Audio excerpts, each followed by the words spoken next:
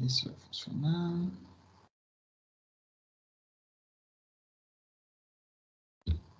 Foi. Então tá, gente. Então sejam bem-vindos a mais uma aula de mecânica clássica. Então, como eu tinha combinado semana passada, a gente tem bastante conteúdo. Não que a gente esteja mal no avanço do conteúdo ao longo do semestre, né? A gente está se dedicando bastante tempo às coisas mais importantes, às coisas que são pontos chaves da nossa disciplina. Por isso que a gente passou tanto tempo falando sobre esse capítulo de equilíbrio, tanto tempo falando sobre cinemática do ponto e tal, da partícula. Só que eu gostaria que vocês tivessem também nessa disciplina contatos, ainda que bem mais breves, com outros temas, com temas que são complementares a esses temas que a gente tem visto com mais detalhes, tá? Então, para eu fechar bom, quero que vocês tenham contato com essas outras coisas que têm relação com a parte de equilíbrios, tá? De equilíbrio de estruturas. Só que eu também tenho ainda mais uns 2 temas que consomem um certo tempo até o final do semestre, e a gente tem mais 5 semanas, né? Se eu não perdi minhas contas aqui, a gente tem 5 semanas de aula efetivamente. Então, a gente tem que ter mais aulas expositivas, né? Eu poderia simplesmente mandar vocês lerem o livro, mas eu acho que isso é muito pouco efetivo. Eu acho vocês tendem a prestar mais atenção se tem uma aula minha explicando exatamente a mesma coisa que vocês poderiam ler sozinhos, tá? E a partir da semana que vem, então, a gente vai voltar aos temas que faltam para a gente concluir o principal do nosso conteúdo programático, tá? Que a gente tem ainda que falar sobre métodos de energia, tá? Conceitos de energia, trabalho, como é que a gente pode utilizar essas coisas para resolver problemas de estática. Então, isso tudo a gente vai entrar num tópico bem legal, que assim, é desafiador, mas é bem legal, que é um tópico de trabalhos virtuais, tá? É um conceito diferente, vocês vão ver ele ao longo das próximas aulas. E a gente também tem que voltar, apesar de eu achar que vocês vão ter que revisar tudo isso daqui a 2 semestres, quando vocês fizerem dinâmica, tá? No nosso conteúdo programático, a gente também tem que fazer uma partezinha, pelo menos, de descrição de cinemática do corpo rígido. A gente fez cinemática da partícula, né? Sempre que a gente podia botar toda a massa num único ponto, como que a gente descrevia o movimento desse tipo de corpo. Mas tem alguns corpos para os quais as trajetórias são muito parecidas com as dimensões do próprio corpo, e a gente tem que considerar as distribuições de massa espaciais desse cara para descrever isso de forma adequada. Tá? A gente tem esses 2 temas principais como alvo para cumprir ainda até o final do semestre. Hoje a gente não vai fazer isso. Hoje a gente vai fazer aquilo que eu tinha falado antes, são temas associados a coisas que a gente já tinha visto. Então, se vocês olharem para o livro do Craig, por enquanto, né, a gente tinha se dedicado super, né, esmiuçado cada um dos 3 primeiros capítulos, fizemos todas as sessões, todos os tipos de exercício deles e tal. E isso dá mais ou menos, sei lá, assim, a regra do olho, aqui, olhando contra a câmera aqui, deve dar, sei lá, uns 40% do livro, tá? Então, a gente foi super detalhado e bem calmo, né, ao lidar com várias partes desse livro. Se vocês estão estudando pelo Hibbeler também, vocês estão vendo que os problemas dos 2 têm algumas diferenças, tá? E tem algumas diferenças porque eles escolheram formas diferentes de apresentar, ordens diferentes da gente apresentar as coisas, né? Então, acho que o Vinícius me perguntou durante o final de semana de qual que era o capítulo que eu estava tirando as coisas do Hibbeler, né? Dos exercícios do Hibbeler. Eu falei, cara, Vinícius, eu não me lembro, porque cada livro tem uma ordem diferente de apresentar.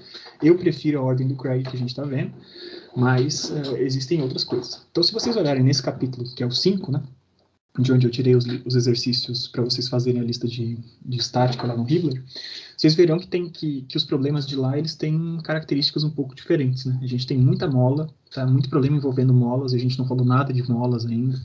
A gente tem vários problemas que envolvem cargas que não são concentradas num único ponto, tá? Então, a aula de hoje é uma aula para a gente falar de vários temas diferentes. A gente se dedicou um monte, então, aos 3 primeiros capítulos, e o objetivo da aula de hoje, lembro vocês que o objetivo é a gente fazer 4 aulas direto hoje, né? Como a gente teve aquele período que química consumiu bastante tempo, é a gente fazer um panorama geral. Não sei se eu vou conseguir vencer tudo na aula de hoje, tá? Mas a gente vai vencer, sei lá, vai passar pelos 3 próximos capítulos na aula de hoje. A gente vai comentar algumas coisas sobre os capítulos 4, 5 e 6 na aula de hoje. Logicamente, não conseguiremos entrar no mesmo nível de detalhes, mas a ideia é que vocês tenham, pelo menos, visto isso e refletido a respeito disso em um determinado ponto da disciplina, tá? Então, o primeiro tópico que a gente vai começar falando é um tópico de estruturas.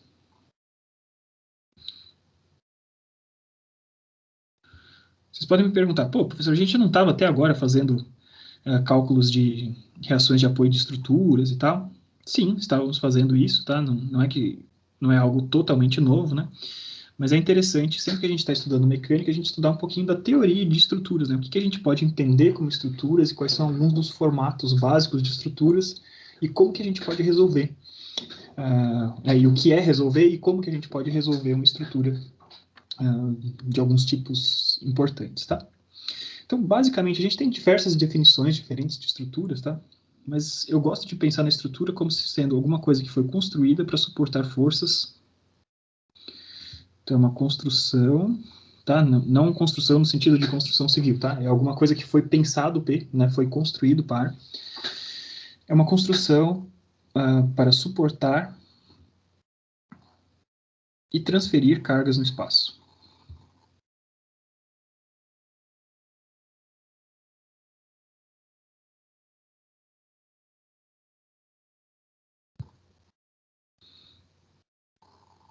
E esse é um conceito bem, vamos dizer assim, abstrato, né? Do que a gente pode pensar como uma estrutura, tá?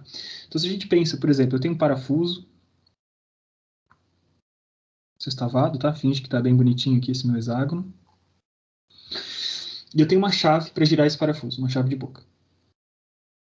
Então, a chave... Deixa eu mudar de cor aqui para vocês enxergarem, né? Vamos de roxo, vai. Então, tem uma chave de boca aqui que encaixa no parafuso. Ela vai ter mais ou menos um formato assim, né?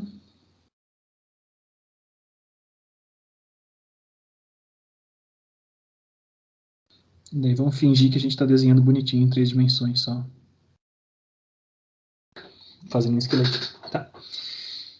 Então, eu posso entender essa chave de boca, por exemplo, como uma estrutura que tem justamente essa função de transferir cargas no espaço. O que eu quero transferir? Eu quero fazer, vamos botar aqui, suportar, transferir e transformar, tá bom?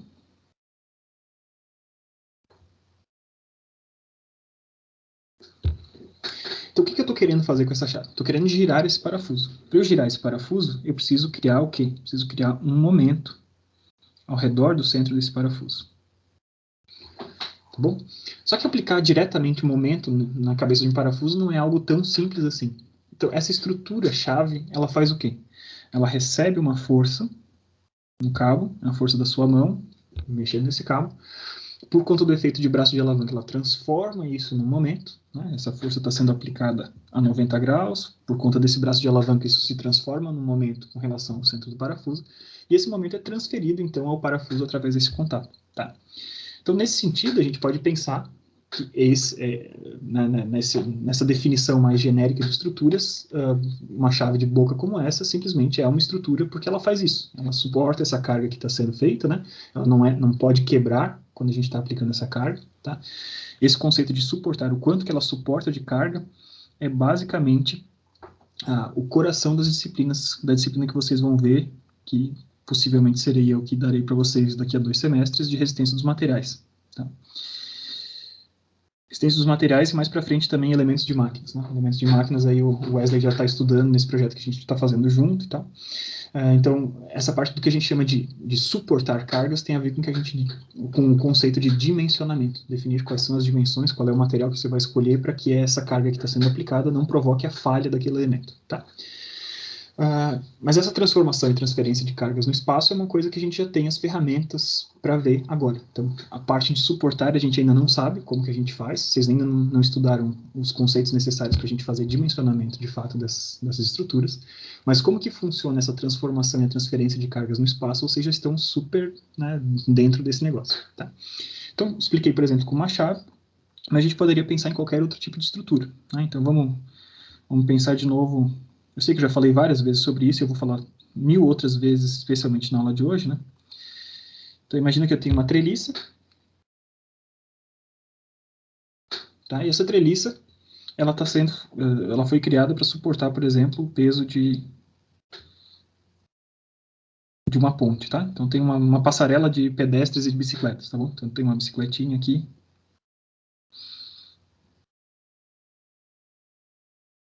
Faz tempo que eu não desenho uma bicicleta, mas acho que dá para entender, né?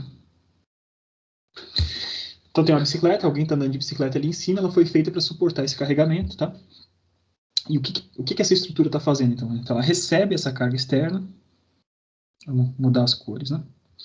Ela recebe essa carga externa que está aqui, da forma como ela é construída, essa carga é distribuída, geralmente nos nós, tá? Então, a estrutura, aquele platô que está sendo montado ali, e a estrutura que existe embaixo dele transfere aquela carga que veio de fora para esses nós, transferir isso para cá, e a estrutura como um todo faz com que essas cargas fluam até o solo, né? E essas forças, ao fluir até o solo, são suportadas pelas reações de apoio que a gente já viu como calcular. Então, você observa, né, que quando a gente pensa na estrutura nessa forma, é exatamente isso, né? A gente está recebendo essa carga externa, transformando e transferindo elas pelo espaço até um ponto onde elas podem ser recebidas de forma segura aí por alguma coisa, como um apoio, e cumpre a função de manter esse cara ali atravessando de bicicleta sobre a rodovia, por exemplo, tá?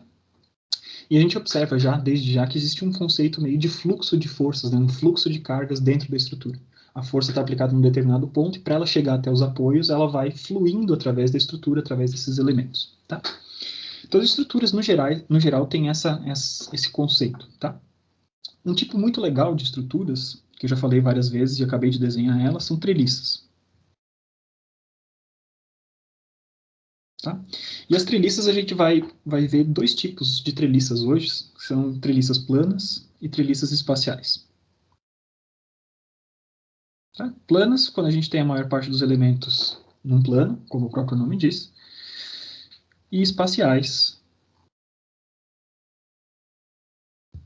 quando a gente está considerando blocos em 3 dimensões. Então, uma treliça ela é composta por elementos unidos em suas extremidades, tá? Para formar uma estrutura rígida. Então, em 2 dimensões, o que eu preciso para ter uma estrutura rígida? Se eu tivesse, por exemplo, 4 barras ligadas assim, pelas suas extremidades, né? Lembre-se que está ali escrito, acabei de falar para vocês, de ligação de elementos pelas suas extremidades. Então, ligando 4 elementos dessa forma, isso aqui não é uma estrutura rígida. Se, nos pontos onde eles estão conectados, digamos que eu tivesse pinos, tá? Então, não tem nada que resista ali a, a rotação desses pontos. Qualquer forcinha, qualquer totozinho que eu desse para o lado, essa estrutura articulável ela ia cair para o lado. Tá? Então, esse camaradinho aqui, com 4 barras, em 2 dimensões, não é uma estrutura rígida. Para ser uma estrutura rígida em 3 dimensões, é muito claro de ver que eu preciso ter como elemento base um triângulo.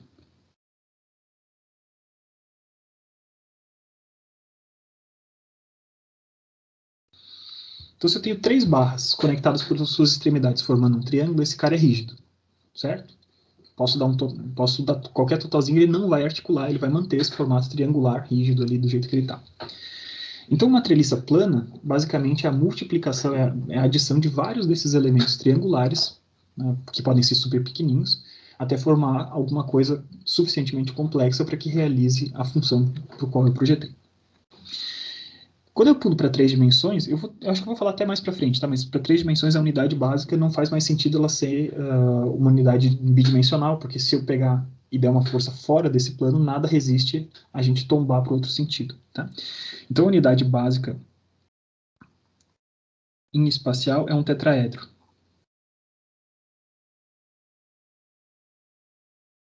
Tá? São barrinhas, eu só não desenhei as barrinhas com a largura toda, porque é meio chato aqui em 3 dimensões, tá? Mas a unidade básica de uma treliça plana é um triângulo e a unidade básica de uma treliça espacial é um tetraedro.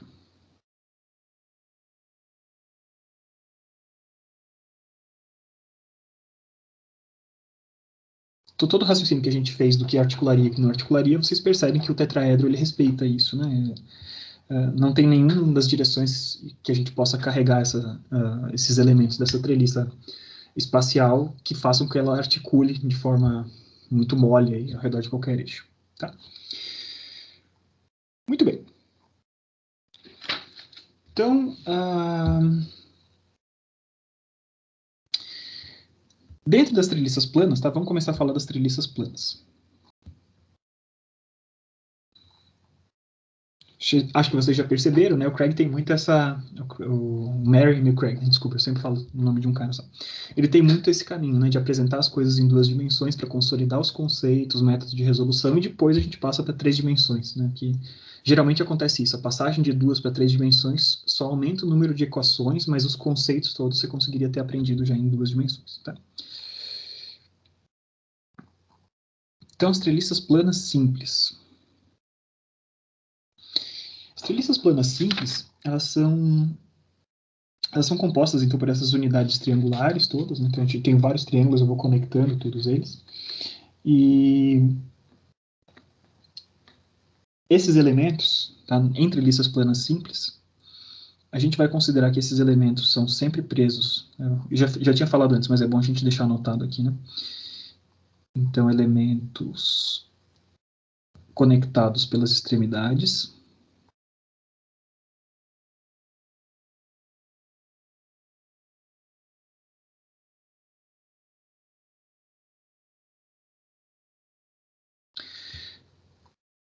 Esses elementos eles só recebem cargas nos nós, que são os pontos de conexão. Tá? De agora em diante eu só vou chamar de nós.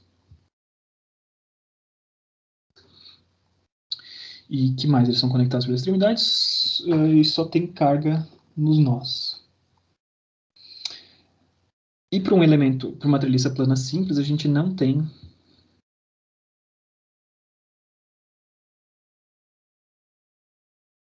não há elementos redundantes. E eu vou explicar o que isso quer dizer.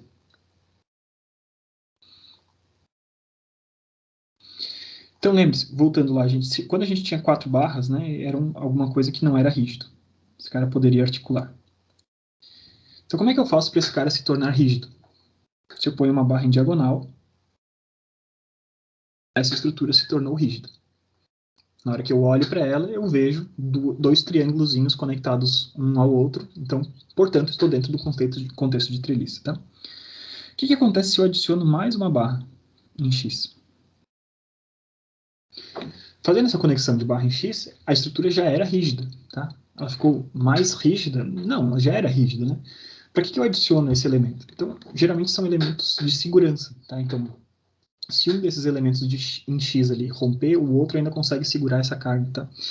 Mas quando eu tenho elementos redundantes, como vocês vão ver logo em seguida, né, a gente não tem como resolver completamente uma treliça apenas através das equações de equilíbrio normais, tá?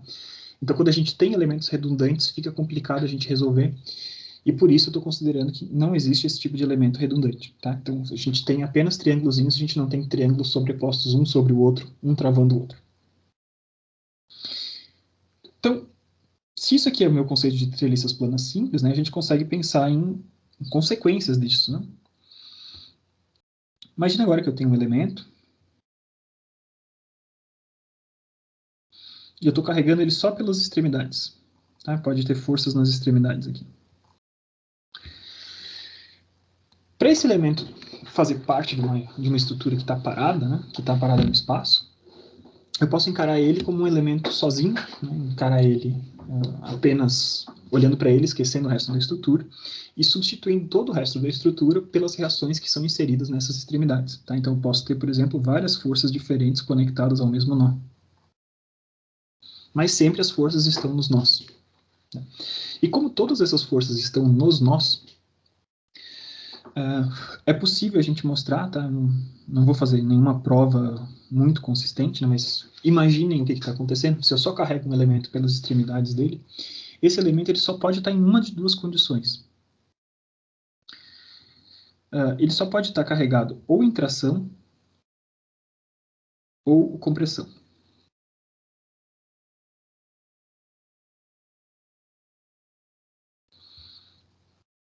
Então, fazendo somatórios nesses elementos, né, a gente vê que dentro desse elemento ele pode estar ou sendo tracionado ou sendo comprimido. Tá? E isso é importante da gente perceber. É muito importante a gente refletir a respeito disso, porque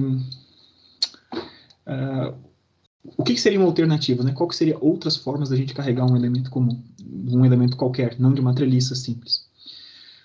um elemento que tivesse carregado, por exemplo, com 3 forças, tenho força só nas extremidades e eu tenho uma força no meio aqui. Esse elemento ele não está nem tracionado nem comprimido apenas, né? Ele está uma mistura desses caras e um outro efeito, né? Ele pode se deformar da seguinte forma. Ele fica uma barriguinha assim, uma deformação do que a gente chama de flexão. Quando a gente só tem cargas nas extremidades, é impossível a gente gerar flexão num elemento. Não tem como a gente fazer isso, né? As cargas que estão aplicadas desse jeito, como a gente está vendo ali só nas extremidades, nos pontos onde eles estão apoiados, com os outros elementos, a gente não tem como gerar flexão. Tá?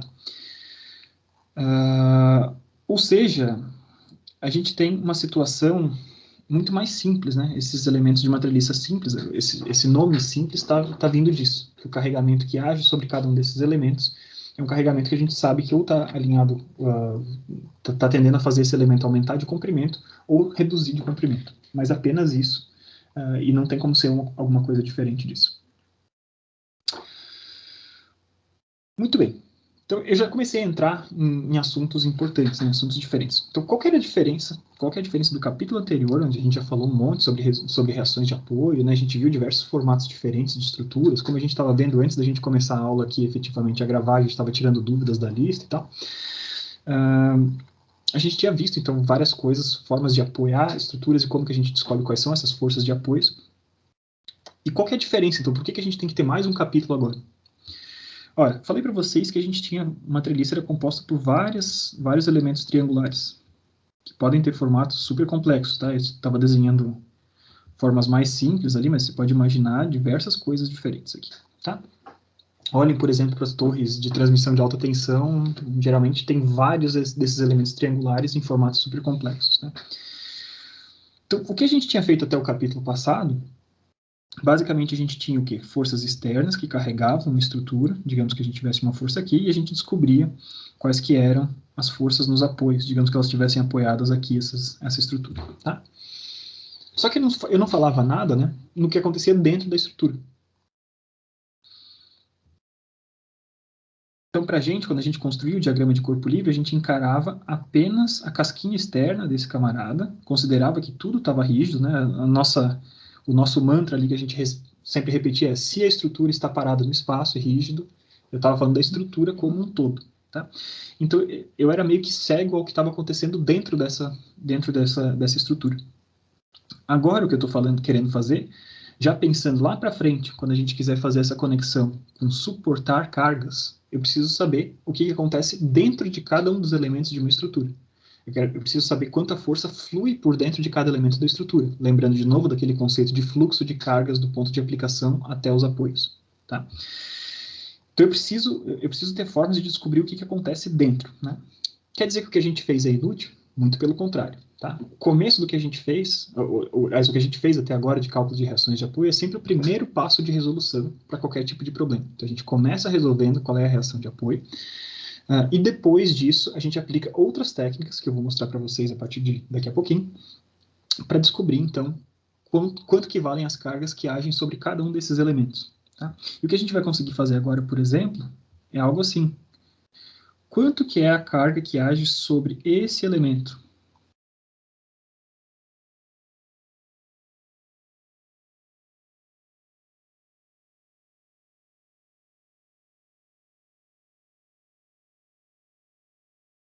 Sobre um elemento específico, uma parte específica da minha estrutura. E por isso esse capítulo no Hibbeler, no capítulo 4, no Mary McCrae, ele se chama estruturas, tá?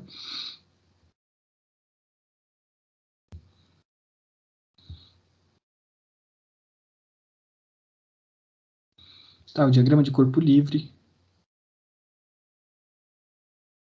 encarava a estrutura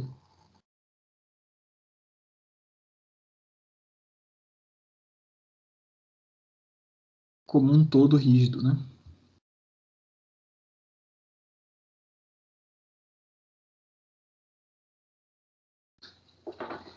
Beleza? E agora, então, a gente vai estar buscando como que a gente pode fazer para descobrir o que age sobre cada um desses elementos, tá bom? Então, o que a gente vai aplicar agora ainda são consequências e aplicações da primeira lei de Newton. Está relacionado um pouco ao raciocínio que a gente estava fazendo ali para tirar as dúvidas da lista, por exemplo, tá? Então, o que a gente vai passar a falar agora, nesse contexto, né, nessa nossa breve conversa sobre estruturas na aula de hoje, tá? A gente pode falar o seguinte: então, se uma estrutura está parada no espaço,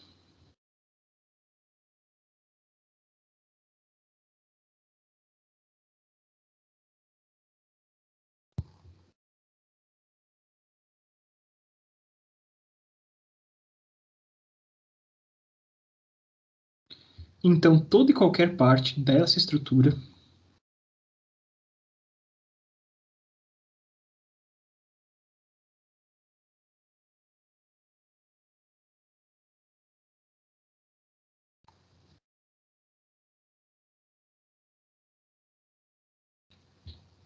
estará parada também.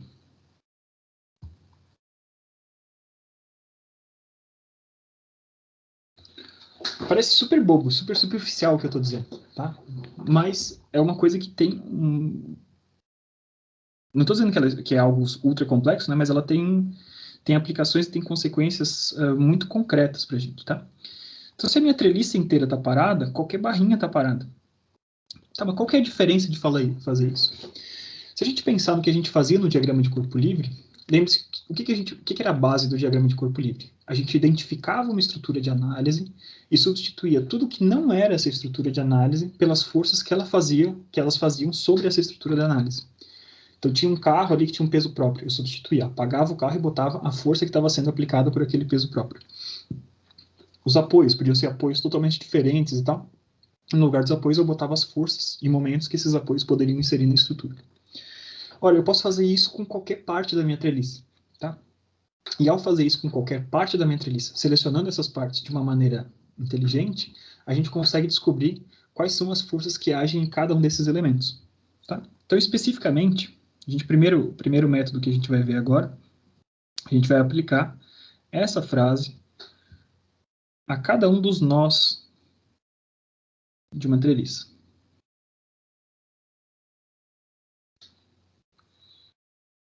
Tá? O método dos nós é um primeiro grande método de resolução da treliça.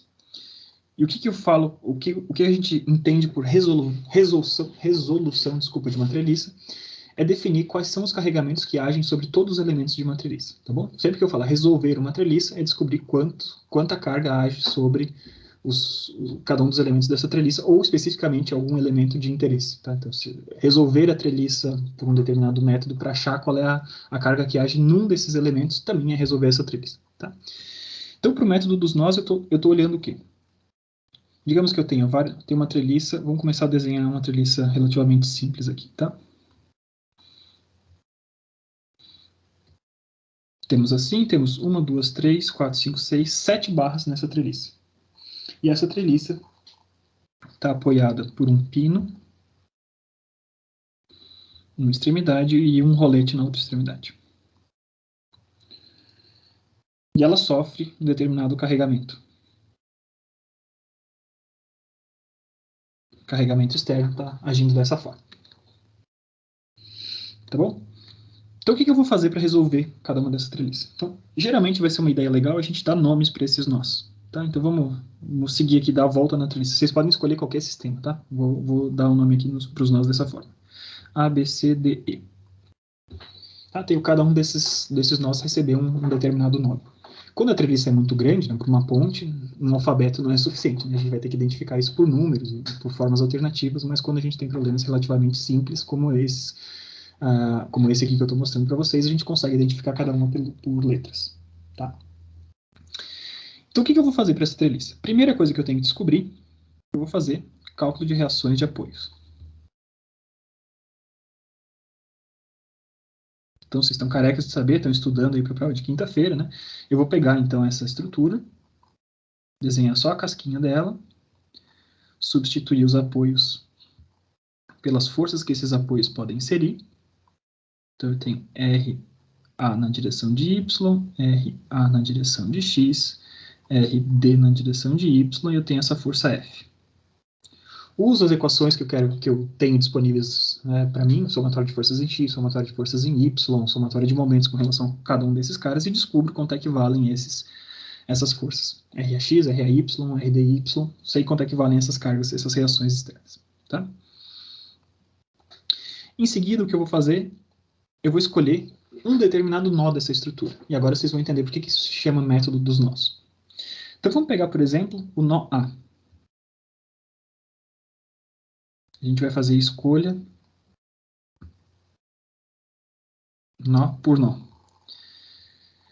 Cada vez que eu vou que eu vou escrever as minhas equações de equilíbrio, eu vou escrever essas equações de equilíbrio considerando um nó. Então imagine que eu tenho ali no ponto A, eu tenho um determinado pininho que conecta a articulação que está ali chumbada no chão, conecta o elemento que vai de A para B e conecta o elemento que vai de A para E. Então se eu olhar, por exemplo, para o nó A,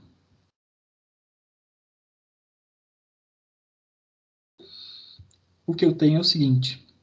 Estou desenhando aqui o pininho que está no nó A. O que eu já tenho conhecido, né, são as forças, as reações de apoio que pintaram ali no nosso cálculo anterior. Por conta do restante da estrutura, né, lembre-se que o que eu estou fazendo aqui é um diagrama de corpo livre para cada um desses nós. Tá? Se a estrutura inteira está parada, qualquer nó da estrutura está parado. Estou encarando aquele pininho, eu sei que eu tenho essas forças das reações de apoio, e em seguida eu sei também que esses elementos só podem realizar forças de tração ou compressão. Ou seja, como só está força de tração e compressão, a força de qualquer elemento sempre está alinhada com a própria direção geométrica desse elemento. Tá? Então, nesse nó, eu sei que ele também pode estar sendo carregado, por exemplo, pela força do elemento AB. E ele pode estar sendo carregado também pela força do elemento AE. Certo? E se esse nó está parado no espaço, todas as forças que agem sobre esse nó, somadas, têm que se anular. Tranquilo? Então observe o seguinte, eu estou pegando um nó. Todas as forças estão passando por cima desse nó. Se todas as forças passam por cima desse nó, é aquele caso de equilíbrio de forças concorrentes. Todas elas passam sobre o mesmo ponto, então não faz sentido a gente pensar em somatórios de momentos. Qualquer coisa que eu pegar ali, todas as forças que influem sobre o nó A, tem braço de alavanca zero com relação a ele. Então, para resolver qualquer um dos nós, a gente sempre vai ter apenas duas equações para uma treliça em duas dimensões, uma treliça plana, né? A gente vai poder escrever simplesmente somatório de forças em x igual a zero e somatório de forças em y igual a zero. São as duas únicas equações que a gente tem acesso para resolver qualquer um dos nós. E por isso é importante a gente escolher os nós de maneira malandra, vamos dizer assim. Né? A gente só pode escolher nós para os quais a gente tenha, no máximo, duas incógnitas, duas coisas desconhecidas. Então, para esse nó que a gente escolheu, FAB e FAE eram incógnitas. Tá? Então, tem duas equações, vou conseguir resolver as duas incógnitas. Certo? Uma vez que eu resolvi o nó A, o que aconteceu? A força de AB já é conhecida e a força de AE já é conhecida. Então, eu poderia, por exemplo... não queria ter perdido. Isso. Posso, então, depois de fazer o nó A, eu posso pular para o nó B. Por quê? O nó B está ali em cima, né? Vamos ver de novo. O nó B está ali em cima. Eu tenho uma determinada força de AB. E ele está sendo carregado também com uma força que liga o elemento B, que está segundo o elemento BE, e uma força em BC. E a somatória desses camaradinhas tem que ser zero também. Então, de novo, para eles, eu vou conseguir resolver essas duas incógnitas que eu tinha, fazendo somatória de forças em x e somatória de forças em y, igual a zero. Tá? Quais foram as incógnitas que a gente descobriu agora? São esses camaradas. Então perceba que a gente está fazendo um fluxo de informações através da treliça. Eu sei quanto é que vale a reação de apoio, com isso eu consigo determinar duas barrinhas, essa informação flui para outros nós, e com isso a gente vai determinando. Tá? Então, a resolução por elemento, por método dos nós é sempre assim, é um fluxo de informações. A gente resolve um nó e isso propaga informações para os outros nós, e com isso a gente vai resolver. A partir daí eu posso continuar. Posso ir, por exemplo, para o nó C. Nó C é o outro que está ali em cima. A gente tem a força aplicada externa, que está aplicada sobre o nó, né? Por ser uma treliça simples, ela tem que estar aplicada no nó. Tem uma força de BC. Tem uma força CE. E eu tenho uma força em CD. Conheço quanto é que vale a força externa, conheço quanto é que vale a força BC que veio do nó B, vou descobrir quanto é que vale a força CE e a força CD. E, finalmente, daí a gente pode concluir a resolução da nossa treliça. Posso escolher qualquer um, o nó D ou o nó E, ele vai resolver o que falta pra gente, né? Porque, olha só, com o nó A a gente já resolveu essa barra, com o nó B resolvemos mais essa e essa, com o nó C resolvemos mais essa e essa, só faltou uma barra para eu resolver, tá? Então, na hora que a gente for fazer isso, né, a gente pode escrever, por exemplo, o nó D, e no nó D a gente vai ter, como tinha um rolete, tinha aquela reação de D na direção de Y, isso vai estar carregado com a força de CD e carregado com a força de DE, que é a que eu queria descobrir. E mais uma vez eu posso escrever, né, para todos eles, o que eu vou fazer é sempre somatório de forças em X e somatório de forças em Y iguais a zero.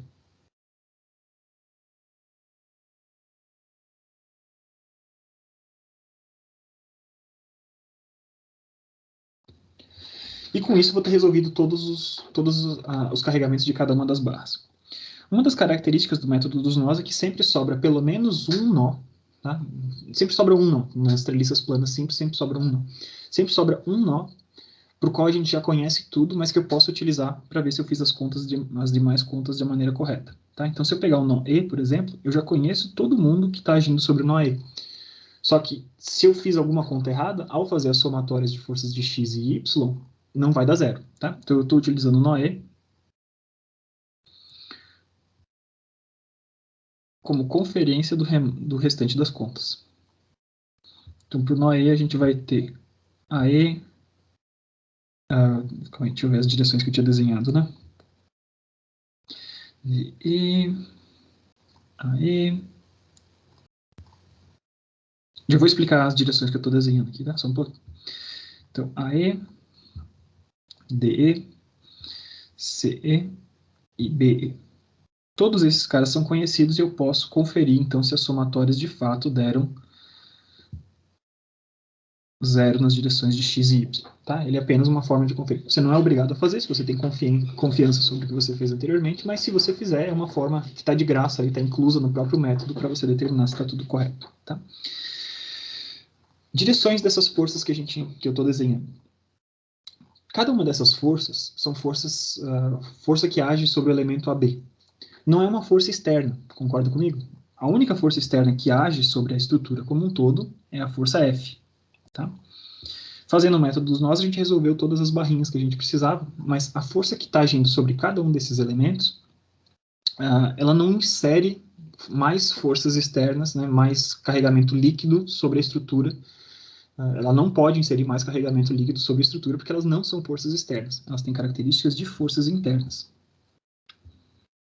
Opa, esqueci de voltar para cá. Então, os carregamentos nos elementos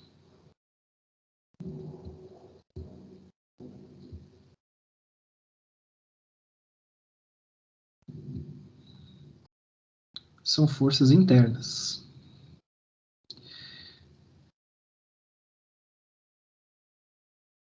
O que eu quero dizer com isso?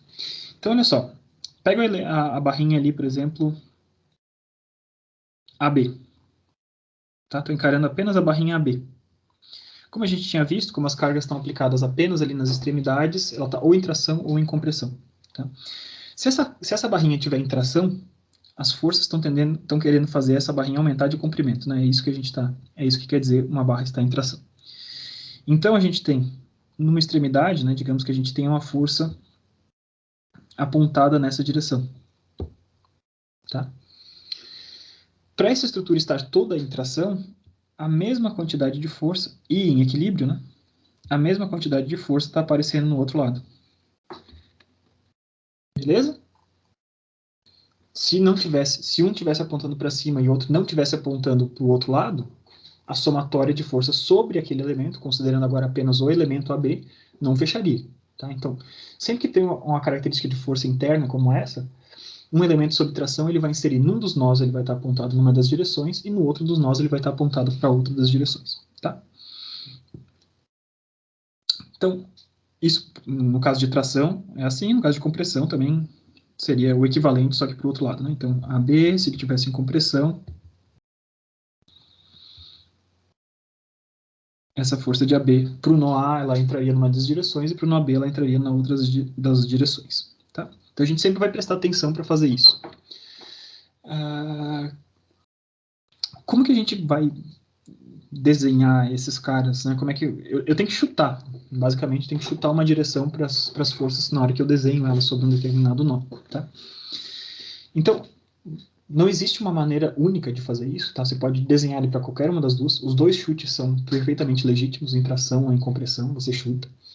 E daí você faz a conta. Se para aquela direção que você desenhou ele, o seu resultado deu positivo, o seu chute inicial estava ok, estava certo. Se você fez a conta e o seu resultado deu negativo, é sinal que você tinha chutado no sentido oposto. A direção está certa, né? A direção está definida pela posição geométrica do elemento, mas a direção daquela força está para o sentido oposto. Tá? Então a gente sempre tem que prestar atenção nisso, tá?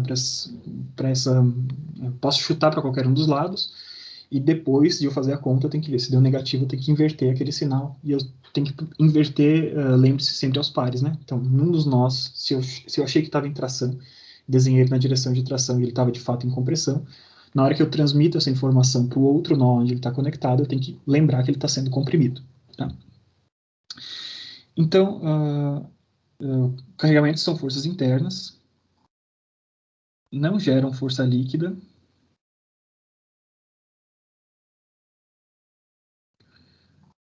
Força externa líquida, né?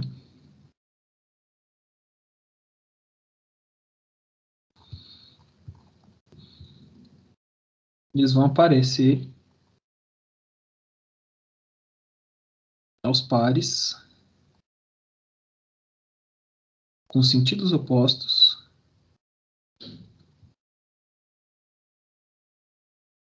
nas extremidades.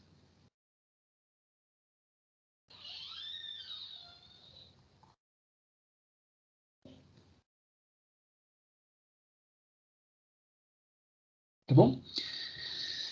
Esse é o caso sempre que a gente tiver um carregamento do tipo de carregamento interno. A gente vai falar um monte sobre isso em resistência dos materiais mais para frente, tá? E a gente vai ver também o outro método de resolução de entrevistas, não através do método dos nós. Ele também envolve esse conceito de forças internas não poderem gerar uma força externa líquida, tá? Então eles aparecem sempre aos pares.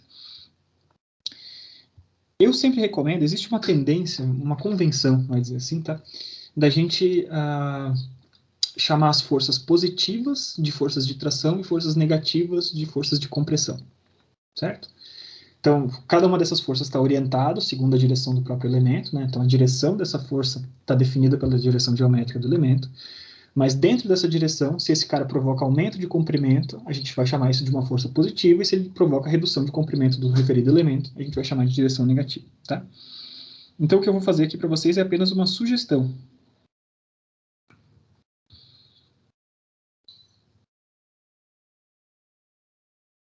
Desenhar sempre, para cada um dos nós, as forças desconhecidas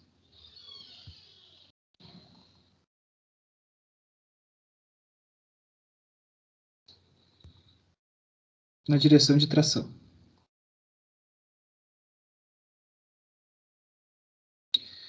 Por que a gente faz isso? Lembre-se que eu falei que a gente podia fazer qualquer chute e o sinal diria se meu chute estava certo ou estava errado. Se eu já desenho todo mundo na direção de tração, se deu positivo, eu já estou dentro da minha convenção de sinais. Tá? Então, fazendo isso, se você sempre desenha as forças desconhecidas na direção que estariam se aquele elemento estivesse sendo tracionado, né, a gente está indo na convenção, na direção da convenção de sinais, que nos diz que tração é positivo e compressão é negativo.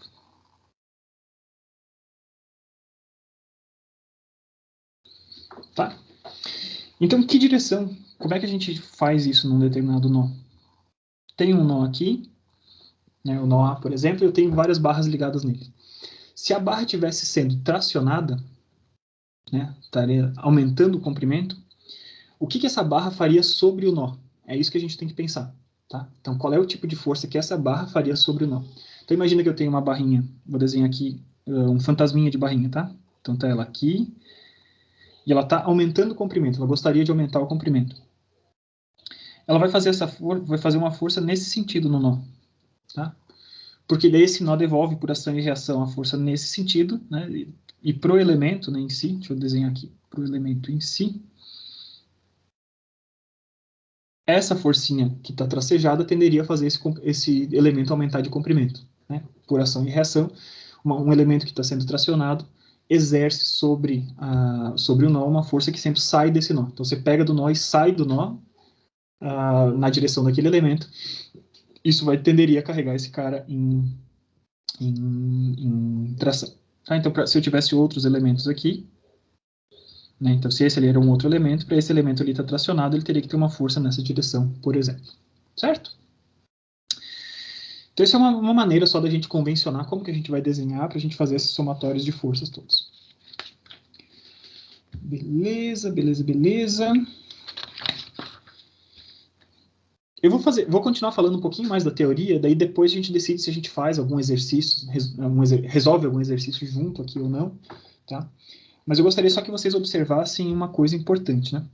É fundamental, não só para método dos nós, para todos os métodos de treliça, tá?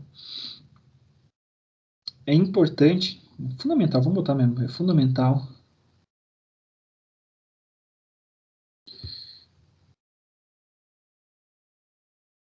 conhecer a geometria do elemento.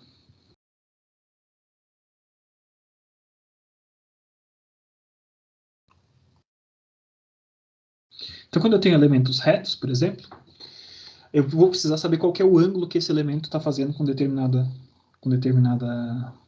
direção conhecida. Tá? Então, se eu tenho aqui um elemento CD, por exemplo, esse camaradinho aqui a gente vai precisar conhecer quanto é que vale esse ângulo alfa, porque as forças só podem estar alinhadas com essa direção alfa. Tá? Então, é importante a gente conhecer sempre a geometria do elemento. E por isso, muitas vezes, quando a gente tem problemas de treliça, a gente envolve junto desses problemas de treliça partes que são de geometria. Tá? Então a gente tem, acho que eu resolvi inclusive para vocês uma vez, né?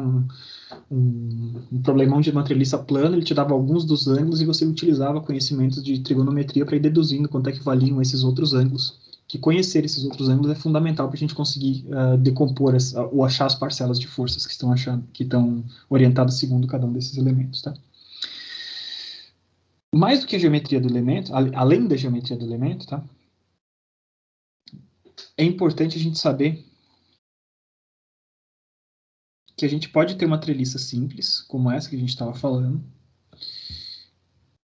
mas não necessariamente os elementos precisam ser retos.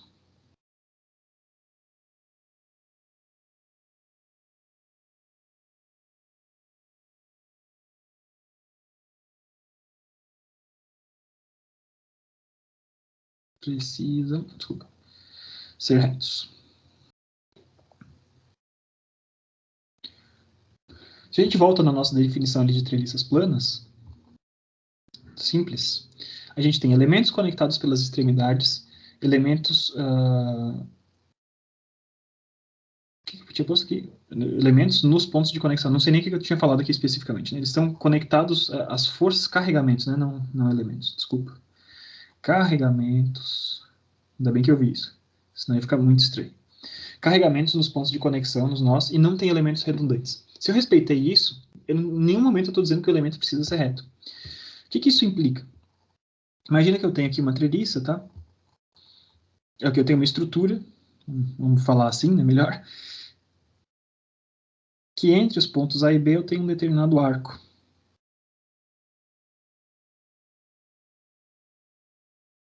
E o restante são elementos retos.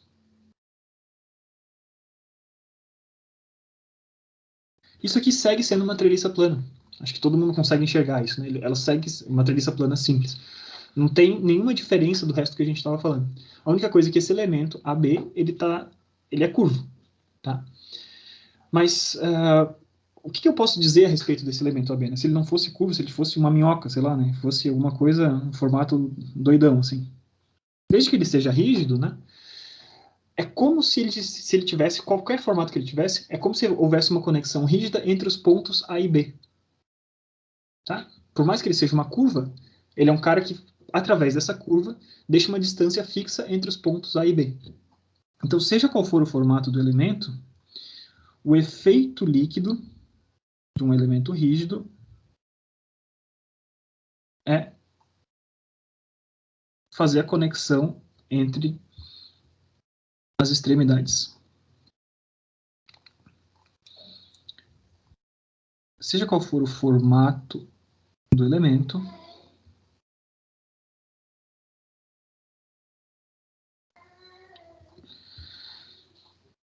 por ser rígido,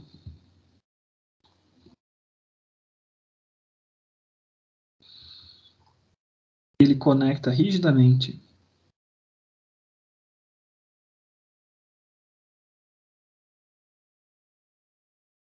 as extremidades.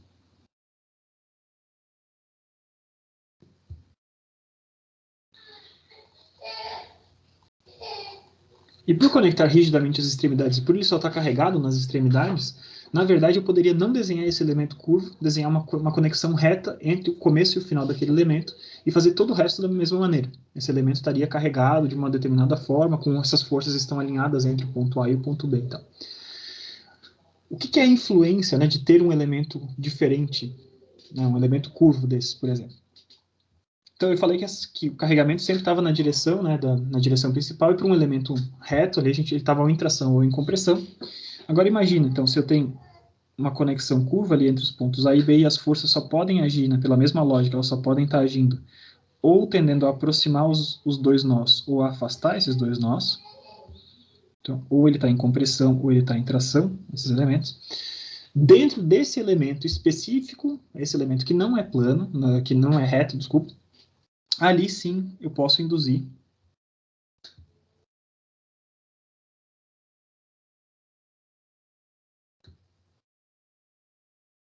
solicitações que não são exclusivamente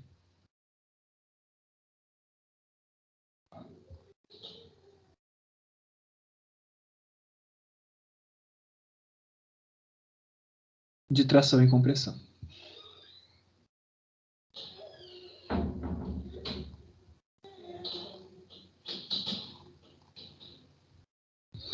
Então, eu resolvo aquele elemento como se fosse o desenho em vermelho que vocês estão vendo, como se houvesse uma barra reta entre eles. Esse elemento fictício ali, ele está sendo ou tracionado ou comprimido. Não tem como ser diferente por conta das condições, né, das características de uma treliça plana simples. Só que o elemento real mesmo, por ser uma curva, né, ele não está simplesmente aumentando de comprimento ou diminuindo. Eu posso estar mudando curvaturas dentro dele e tal. Tá, então, uma vez que eu for estudar, se eu quisesse estudar se aquele elemento curvo vai romper ou não, a gente precisaria envolver um pouco mais da geometria desse elemento. A gente não está fazendo isso aqui, né? Lembre-se que suportar um carregamento, né? O que está acontecendo, se ele vai romper ou não, isso é tema de resistência dos materiais para os quais a gente ainda não tem a bagagem teórica necessária. O que a gente sabe aqui são os carregamentos que agem nesse tipo de elementos, e a gente sabe que eu posso utilizar esse elemento equivalente aí, que liga de maneira direta as duas extremidades, esse elemento fictício está ou tracionado ou comprimido, mas pode ser que quando eu quiser saber se esse elemento vai aguentar ou não, esses tipos de solicitação não serão apenas de tração e compressão nesses elementos curvos. Tá? Então, indução de solicitações não exclusivamente de tração e compressão em elementos curvos.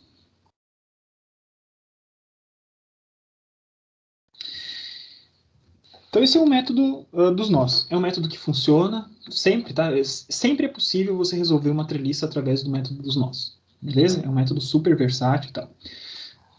Só que ele é um método, como eu tinha falado para vocês, que ele depende dessa propagação de informações de um nó até o outro. Né? Então, eu quero descobrir, imagine agora,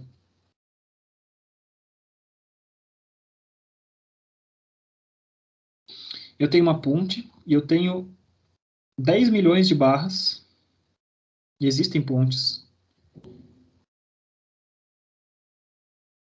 Ou sei lá, tem um guindastão, vai. Vamos desenhar um guindaste gigantão ali.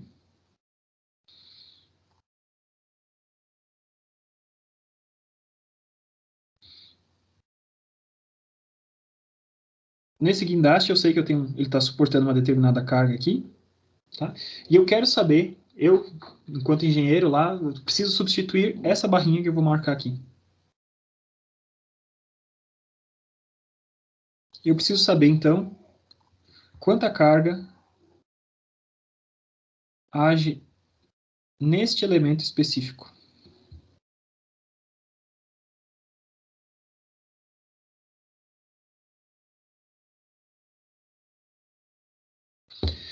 Para resolver isso através do método dos nós, vocês conseguem imaginar que isso daria um trampo, né? Daria um trabalho meio grande, né? Eu teria um nó, vou seguindo aqui, vou marcando os nós que eu ia resolver em sequência para a gente ir resolvendo isso, tá?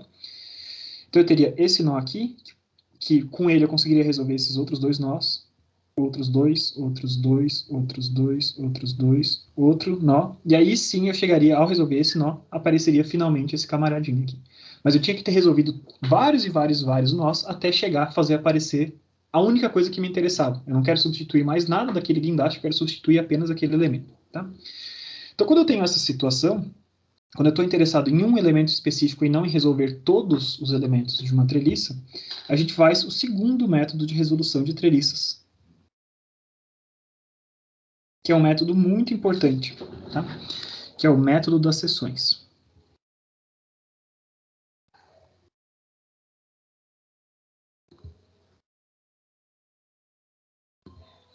E esse método das seções, gente, talvez é o principal motivo para a gente estudar treliças. Tá? Tudo bem, é legal a gente estudar treliças, né? Mas a gente não, provavelmente vocês, engenheiros de controle de automação, eu, engenheiro mecânico, a gente provavelmente não vai projetar treliças. Pode ser que aconteça, mas a gente não vai necessariamente projetar treliças. A gente sabe que elas existem, a gente pode utilizar os conhecimentos que a gente tem, mas não necessariamente a gente vai querer projetar treliças. Só que a gente entende, né, ao estudar treliças e estudar especificamente o método das seções, a gente tem contato com uma forma de raciocinar sobre estruturas que é útil para qualquer tipo de elemento, e esse sim a gente vai ter que projetar mais para frente. Então, o que eu falei para vocês que era a base da resolução do método dos nós? Eu falei, se a estrutura inteira, né, aquela que eu tinha marcado em azul ali antes, se uma estrutura está parada no espaço, então toda e qualquer parte da estrutura está parada no espaço também. Para o método dos nós, a gente pegou. Então, cada um daqueles pinos está parado no espaço e com isso eu consigo resolver a treliça inteira. Maravilha, show de bola. Só que eu não quero resolver a treliça propagando informações durante tanto tempo. Eu quero resolver isso de uma forma mais ágil. Né? Então, o método das seções fala o seguinte. Se a treliça está parada no espaço,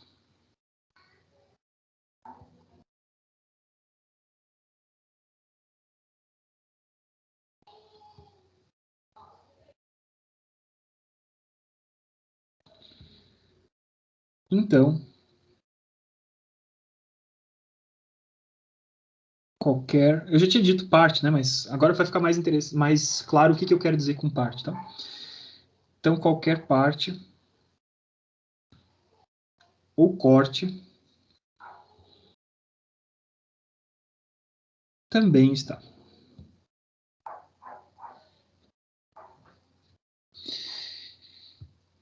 Então, eu pego uma treliça, né? Uma estrutura gigante,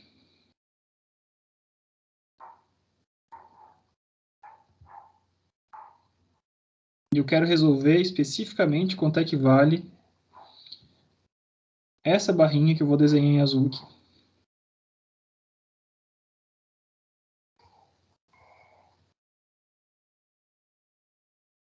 Para resolver essa barrinha, né, se eu estou interessado nessa barrinha que está em azul, o que eu posso fazer é o seguinte, digamos que eu tenho uma carga externa aplicada aqui, né, lembrando ainda do guindaste que eu tinha ali, e aqui eu teria, por exemplo, reações de apoio. Tá? Digamos que eu tivesse reações de apoio para sustentar esse camaradinho ali. O que eu vou fazer é o seguinte, eu vou fazer um corte imaginário nessa estrutura. Então vamos pegar aqui uma outra cor, vamos pegar roxo de novo, tá?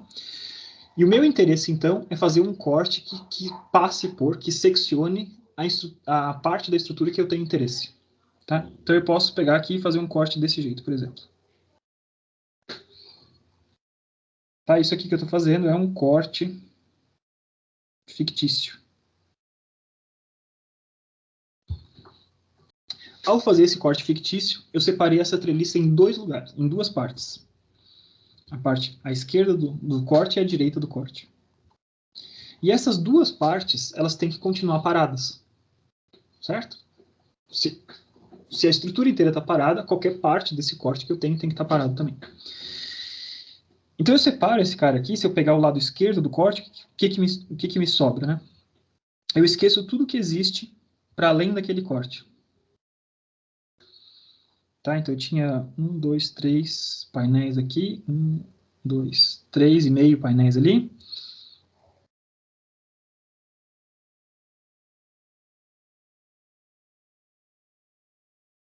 Cortei aqui e a minha barrinha azul está seccionada ali. Tá? Peguei o lado esquerdo do corte, o que me sobrou da minha estrutura é isso. À direita do corte, o que me sobrou? Eu tenho o restinho da minha barrinha azul ali. Continuo com essa treliça para o lado de cá. Eu tenho 1, 2, 3, 4, 5 painéis. 2, 3, 4, 5 painéis.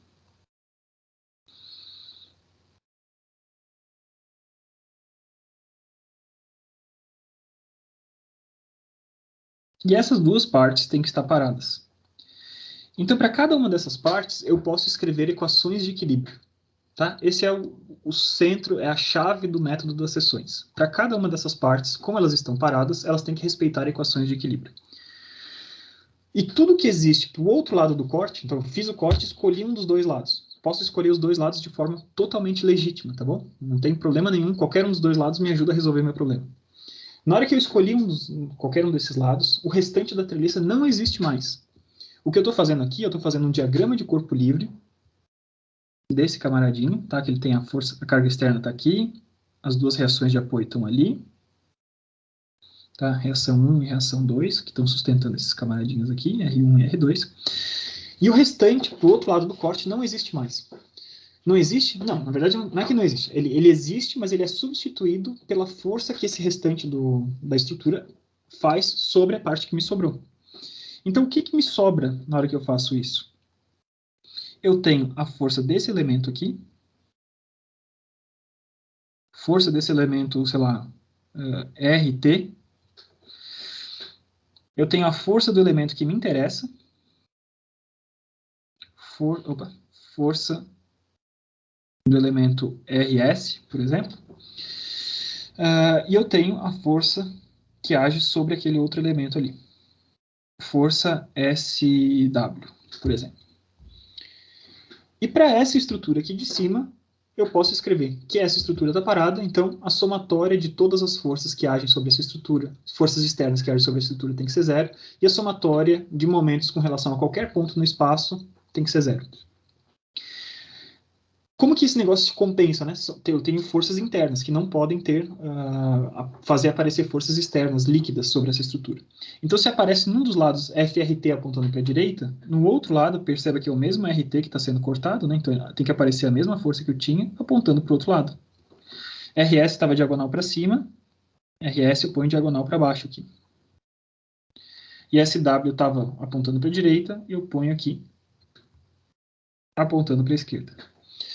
Então, fiz o corte, apareceram essas forças que são em sentidos na mesma direção em sentidos opostos, porque na hora que eu fecho esse corte, que eu colo, entre aspas, a estrutura, eu somo essas duas estruturas e ao somar, esses caras se cancelam todos e fazem com que não apareça nenhuma força externa, certo? Então, eu fiz o corte tem que passar pela parte da treliça que me interessa para eu resolver. E ao fazer esse corte passar por essa parte da treliça que me interessa para resolver, essa estrutura que eu vou resolver agora, qualquer um dos dois lados, o lado esquerdo ou o lado direito do corte, isso é como se fosse um carregamento ou uma força de apoio daquela estrutura. E eu resolvo isso como eu tinha resolvido qualquer outra coisa, tá? Então, o que a gente fez? Fez um corte fictício.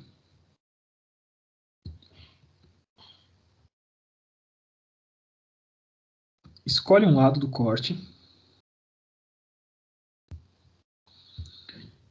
E substitui o restante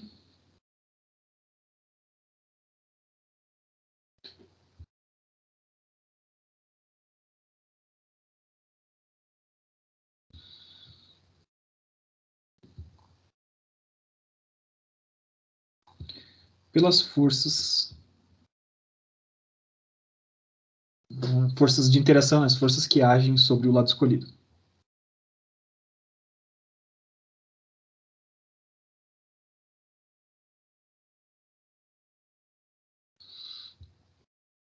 E a partir desse momento,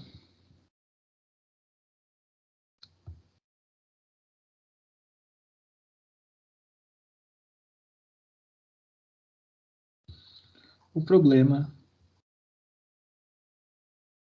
volta a ser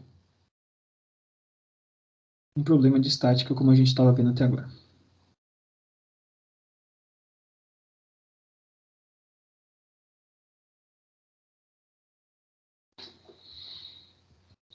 Então, para resolver um problema de estática simples, eu posso usar nossas velhas ferramentas. Né? Em 2 dimensões, a gente tem no máximo 3 equações independentes. Então, posso fazer essas equações mais clássicas, eu posso fazer 2 somatórios de momentos, eu posso, né, as mesmas coisas que a gente viu no capítulo anterior. Tá? Então, por exemplo, eu posso utilizar isso para resolver quanto é que valem as forças que eu desconheço. Tá? Então, uma observação. Quando a gente está numa treliça plana,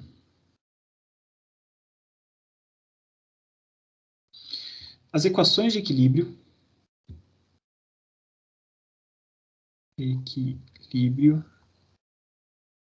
independentes são 3.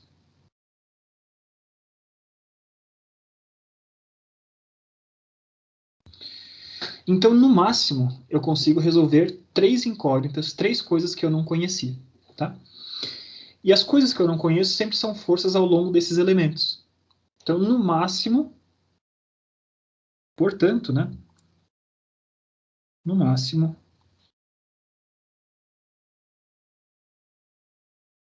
podemos cortar 3 elementos para utilizar o método das seções dessa forma. O que eu quero dizer com isso? Vamos voltar ali para cima. Eu fiz esse corte fictício ali, e quando eu fiz esse corte fictício, eu falei para vocês, eu tenho que cortar a estrutura no ponto de meu interesse, e o meu interesse é aquela barrinha azul. Tá? Eu poderia, se eu só fosse seguir isso da maneira mais sacana possível, né, eu poderia ter cortado a estrutura assim, não poderia? Se eu cortasse a estrutura assim, eu teria cortado a minha barra de interesse. Só que eu cortei minha barra de interesse e cortei mais 1, 2, 3, 4, 5, 6, 7, 8, 9, 10, 11, 12, 13, 14, 15, 16, 17, 18, 19 barras a mais. Se eu só tenho 3 equações de equilíbrio, né, e é perfeitamente legítimo, tá? Eu cortar a estrutura assim e desenhar as forças de interação na parte de cima, interação na parte de baixo, estaria tudo 100% correto em termos da teoria da coisa. Só que como eu só tenho 3 equações, eu não conseguiria resolver essa parada, tá? Então a gente sempre tem que ser meio malandro, né? E cortar a estrutura passando por no máximo 3 barras. Outra observação que a gente tem que fazer é o seguinte, tá? Então eu tenho que cortar a estrutura passando por 3 barras, e eu tenho que cortar a estrutura inteira, tá? Então o que eu quero dizer com isso? Digamos que eu tivesse uma estrutura assim, estou interessado nessa barrinha aqui, tá? Eu não posso fazer um corte que faça isso aqui. Se eu faço um corte que faz isso aí, eu não me adiantou nada, né? Porque eu não tenho como separar a estrutura em 2 pedaços. Eu tenho que fazer um corte que me permita separar a estrutura em 2 pedaços para que um pedaço soma com relação ao outro, tá bom? Então isso aqui não é uma ideia legal.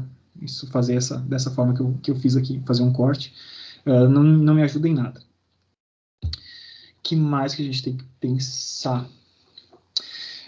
O que é bacana na hora de resolver, né? Eu tinha falado ali que a gente ia resolver... Opa! A gente ia resolver utilizando as equações que a gente vinha utilizando, né? Somatório de forças em x, somatório de forças em y e somatório de momentos. As somatórias de momentos, né, na resolução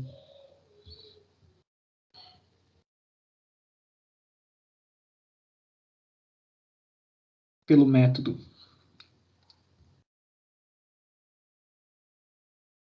das seções, pode ser muito facilitada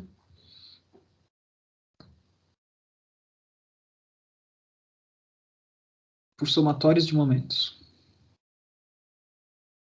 com relação a pontos diferentes. E por que isso?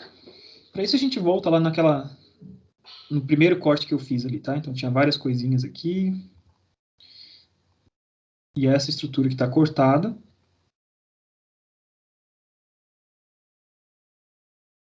Tinha essas forças ali que a gente desconhecia e poderia conhecer. Essa, essa e essa. Olha, eu poderia fazer somatório de forças em X, somatório de forças em Y e tal. Só que quando eu fizesse, por exemplo, somatório de forças em X, somatório de forças em X envolve esses três caras, que todos eles têm componentes horizontais. Tá? Do jeito que eu desenhei essa treliça, somatório de forças em Y era bacana, porque eu ia resolver direto quanto é que valia um deles. Né? Mas no caso geral de uma treliça, eu poderia, essas somatórias de forças, elas podem envolver várias incógnitas ao mesmo tempo. E daí eu vou ter que resolver um sistema junto. Né? E lembre-se sempre, eu sou preguiçoso, eu quero resolver o máximo possível, eu quero refletir qual equação que eu preciso escrever para que eu vá resolvendo da maneira mais rápida possível o meu sistema. Tá? Ora, se esse cara aqui está parado com relação ao espaço, né, parado com relação ao sistema inercial, eu posso pegar somatórios de momentos adversos com relação a quaisquer pontos. Tá? Em específico, a gente vai selecionar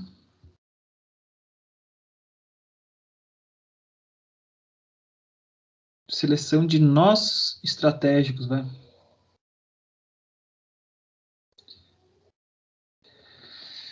É uma coisa interessante, né?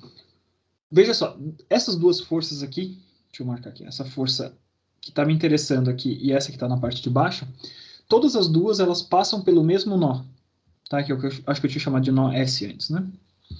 Então, se essas duas forças passam pelo nó S, se eu escrever somatório de momentos com relação ao nó S igual a zero, nenhuma dessas duas forças aparece e eu determino imediatamente a força ali de cima, que eu tinha chamado do quê? De RT.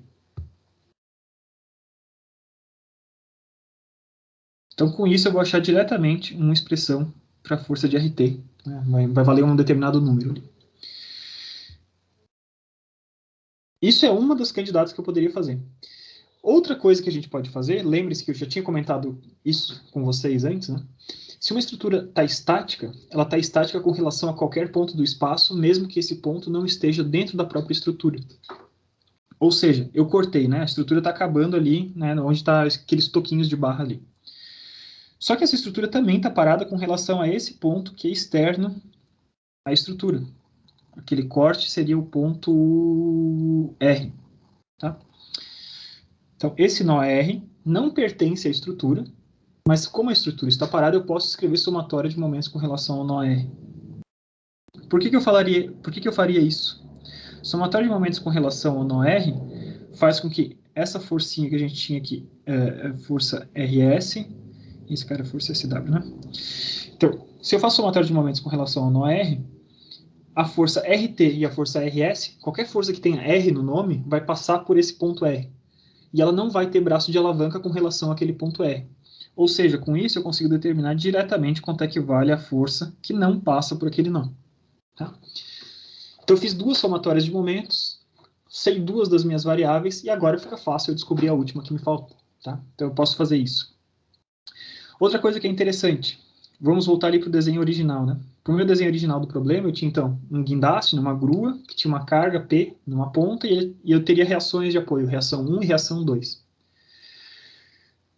Na hora que eu faço um corte, um método das seções, cortei o resto da treliça, eu não precisaria nem ter resolvido as reações de apoio originais do meu problema.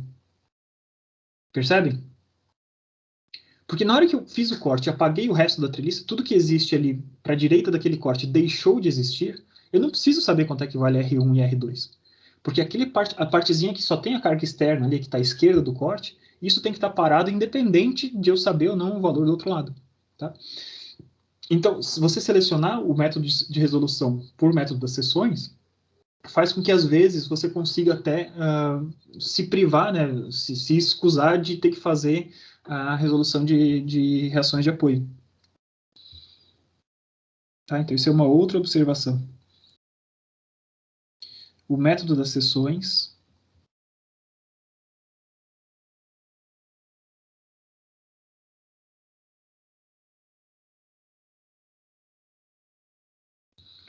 permite, inclusive,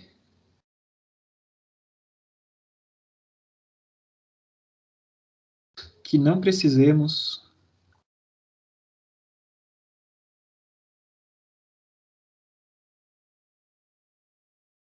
calcular as reações de apoio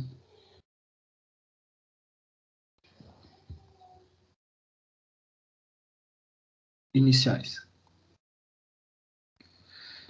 Não é iniciais, mas o começo do problema, geralmente, eu disse que a gente sempre vai começar fazendo reações de apoio. Não necessariamente. Se eu faço pelo método das seções, eu não preciso resolver isso antes de tudo. Tá? Às vezes, qualquer corte que eu faça que passe por 3 barras vai incluir um dos apoios. Daí eu preciso ter calculado esse cara. Sim. Mas existe alguns casos interessantes que você vai economizar um pouco de tempo com relação a isso. Tá? Então, esses são os 2 principais métodos de resolução das treliças. O método dos nós. Então, se a treliça inteira está parada, qualquer pontinho dessa treliça está parado. E nesses pontos de treliça simples, todas as forças passam por esses pontos. E eu escrevi, então, a somatória de forças em X e somatória de forças em Y para cada um desses pontos, me permite eu sempre achar 2 em 2 barras incógnitas. Tá? Então, eu pego um nó para o qual eu conheço alguma coisa, e eu tenho no máximo 2 incógnitas, descubro essas 2 incógnitas, passo essa informação adiante e vou resolvendo todo mundo só com somatórias de forças. Beleza. Não quero fazer isso para uma treliça muito grande.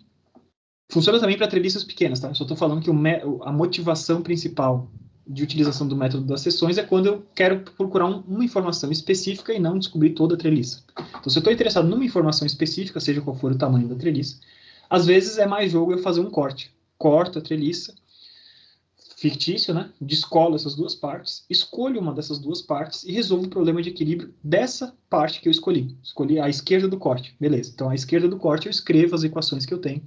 Somatório de forças em X, em Y, somatório de momentos com relação a pontos diferentes que podem estar dentro ou fora dessas estruturas. Tá? Então, esse é o conceito principal que a gente viu agora, explorou em 2 dimensões. Todos esses conceitos, quando a gente passa para treliças espaciais, eles continuam valendo.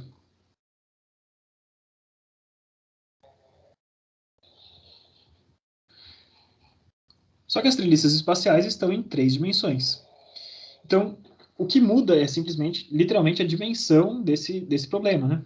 Então, para uma treliça espacial, quando eu for fazer o método dos nós, eu vou fazer exatamente a mesma coisa. Vou selecionar um ponto de conexão, e naquele ponto de conexão, num tetraedro, por exemplo, pode chegar, sei lá, 5, 6 barras diferentes. Tá? Então, nesse método dos nós, ao encarar cada um dos nós, a gente vai conseguir resolver quantas coisas desconhecidas de cada vez. A lógica é justamente a mesma. Se todas as forças passam sobre cada um desses nós, não faz sentido eu pensar em somatória de momentos. Eu estou encarando o que seria o ponto de conexão dessas barras. E naquele ponto de conexão das barras, a gente vai resolver sempre somatória de forças igual a zero, né? Somatória vetorial ali de forças igual a zero. E eu posso descobrir, então, no máximo, 3 coisas diferentes. Que eu vou ter somatória de forças na direção de x, na direção de y e na direção de z. Para cada um deles eu consigo desvendar alguma coisa que estava desconhecida. Em seguida, para o método das seções, funciona exatamente da mesma forma, de forma análoga, né?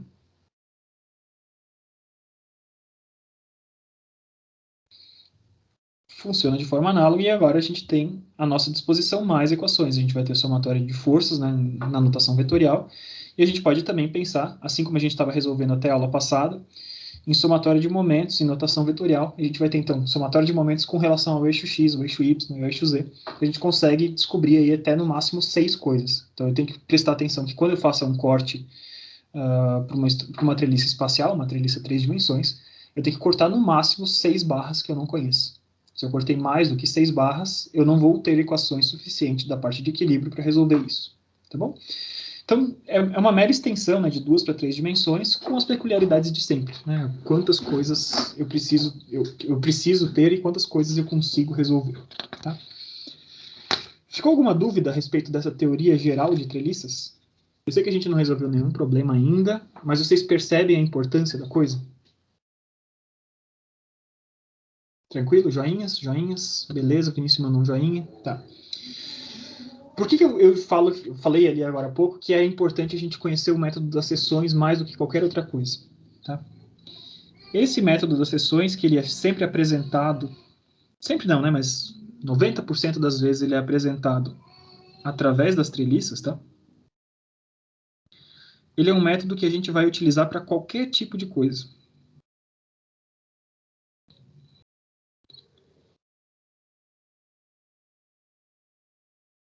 Ele é o principal método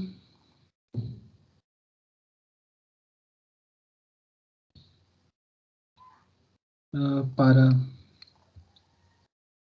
determinar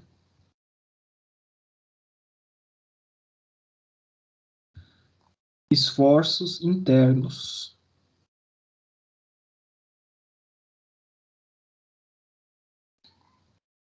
de elementos estruturais.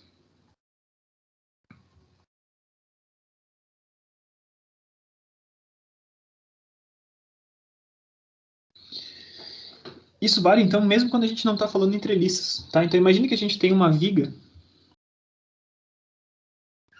tá? Uma viga única, uniforme, que tem trocentas mil forças aplicadas, como a gente já resolveu várias, né? Então, uma força aqui, um momento aplicado, uma força inclinada, várias coisas diferentes. Então, eu tenho um tipo de apoio aqui. Opa, estava bonitinho, apaguei sem querer.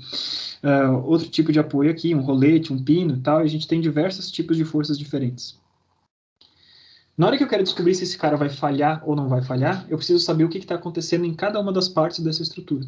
E da mesma forma como eu falei no começo da aula de hoje, sobre a estrutura pensada como algo que recebe uma carga externa, transforma e transfere, existe um fluxo de cargas por dentro dessa estrutura.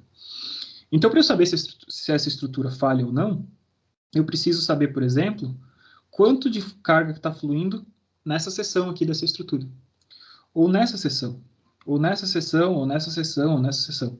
Então a gente vai fazer várias sessões diferentes, quando a gente tem uma viga como essa, a gente vai resolver várias sessões diferentes, e para cada uma dessas sessões a gente vai resolvendo as sessões, encontramos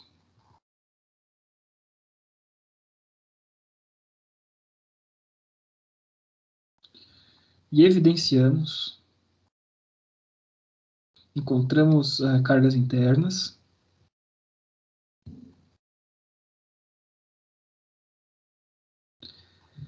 e evidenciamos o fluxo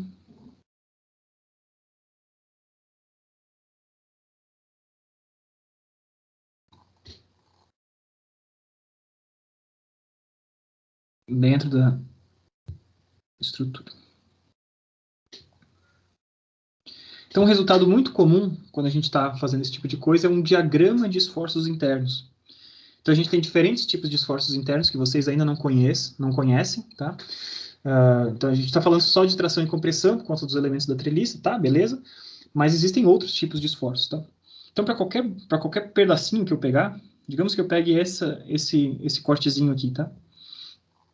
Pego a esquerda desse corte, a esquerda desse corte, percebe como a minha situação ficou mais simples, eu tenho aquele apoio e uma única carga externa, e o restante da treliça, o que a gente substitui? Da treliça não, da estrutura, desculpa. A gente substitui pelas cargas que podem estar sendo transmitidas ali por dentro. Então, poderia estar sendo transmitida uma carga normal, né, uma carga que seja tração e compressão, mas também poderia estar sendo transmitida uma carga que fosse na outra direção, poderia estar sendo transmitido um momento, tá? Cargas normais, cortantes, momentos, poderia estar sendo transmitido torque.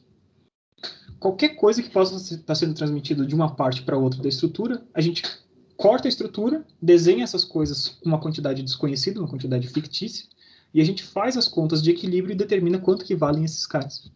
E na hora que a gente faz isso para toda a estrutura, a gente passa a ter diagramas para cada uma dessas quantidades. Então, digamos que eu coloque o zero ali da estrutura naquele ponto, tá?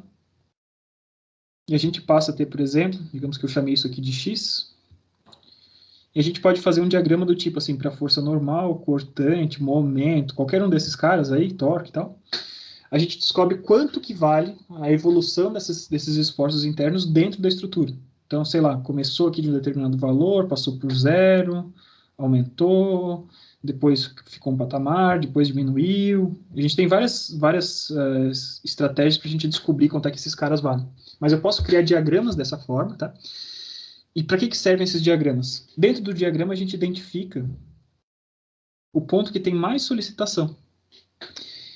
E a gente identifica esse cara que a gente chama de ponto crítico.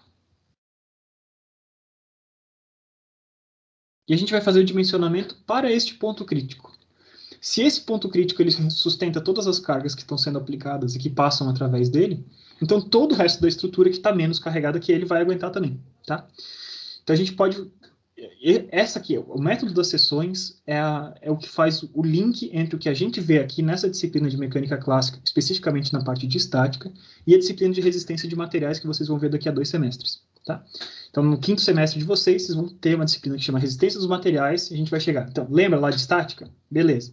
Lembra o método das seções? Beleza. Vamos usar o método das seções para tudo. E agora, com esse método das seções, a gente vai fazer o dimensionamento. Porque na hora que eu sei qual é o ponto crítico, eu vou fazer o dimensionamento desse cara. Qual é a dimensão que a gente precisa ter daquele elemento para que ele não falhe, ele não ceda aquela carga que está sendo aplicada naquele instante. Tá? Então, o método das seções é muito importante mesmo. É importante vocês já terem um traquejo, trabalhar com ele, tá? Acho que bacana. Eu não vou começar a falar agora de exemplos, porque eu quero vencer ainda bastante conteúdo na aula de hoje, tá? Eu vou fazer uma pequena pausa para respirar daqui a uns 5 minutos. E daí depois a gente volta e eu tenho que falar sobre outros assuntos, como forças distribuídas e atrito, tá? Mas eu gostaria que ficasse muito fixo para vocês a importância do método das seções. E é legal praticar com treliças, tá? Treliças te dão essa... Primeiro que são coisas que você vê todo dia, né? Sai de casa, você vê o suporte de uma placa de outdoor é uma treliça, o teto da sua casa provavelmente é uma treliça, a torre de transmissão de energia, como eu tinha falado, é uma treliça, tudo, né? Existe treliça em tudo quanto é lugar no mundo. Então você vê ela constantemente. Você saber lidar com ela é uma coisa que é motivadora, assim, né? Você está o tempo inteiro vendo as potencialidades disso. E além disso, praticar nas treliças já te dá o traquejo para a gente fazer o que a gente vai precisar fazer daqui a 2 semestres. Tá bom? Vocês têm alguma pergunta até esse momento? Não? Se vocês não tiverem nenhuma pergunta, eu vou sugerir que a gente respire um pouquinho. Eu vou, né, tomar uma água, respirar um pouquinho e a gente volta às 5h10, pode ser? Paramos 8 minutinhos aí? Aí vocês também conseguem dar uma respirada. Então tá, gente, eu vou encerrar a gravação, porque daí fica legal. Eu posto vídeo sobre treliças e depois tem um outro vídeo sobre outros temas, tá? Vou parar aqui a gravação e logo em seguida a gente volta. 5h10 eu estou de volta. Valeu!